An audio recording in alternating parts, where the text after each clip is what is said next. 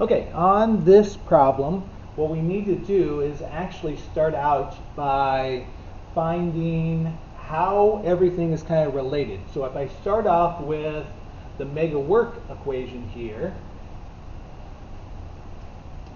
we know we have a change in kinetic energy because we're going to find the velocity. We have a change in gravitational potential energy because we have different heights here. And we don't have to worry about the springs because we don't have any springs. So I started out by eliminating my EPE. I also got rid of my work because we have a frictionless roller coaster here. So it's a very special roller coaster, no friction. What that then does is now my work is 0.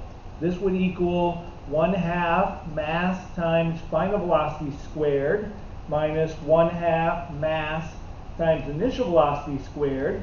There's my change in kinetic energy. And then I have mg times my final height minus mg times my initial height.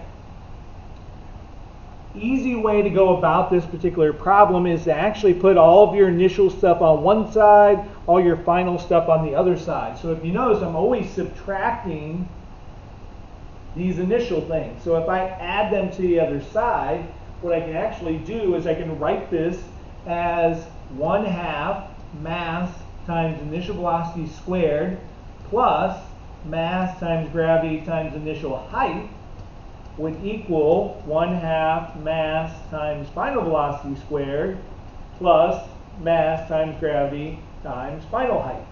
This, I think, is the easiest way to solve this one. This is the conservation of mechanical energy, the fact that you have kinetic and gravitational potential energy that are being conserved.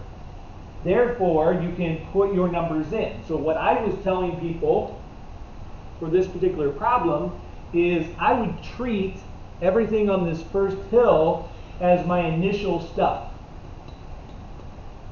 So my initial velocity for all of them, whether I'm finding A, B, or C here, is going to be this 17.3 meters per second. My initial height is going to be this height, which is 43.2 meters per second. Then when I'm solving for point A, I'm going to try to find what is the velocity, the final velocity here at point A. When I'm trying to find it for point B, I'm going to try to find the final velocity at point B. And same with part C.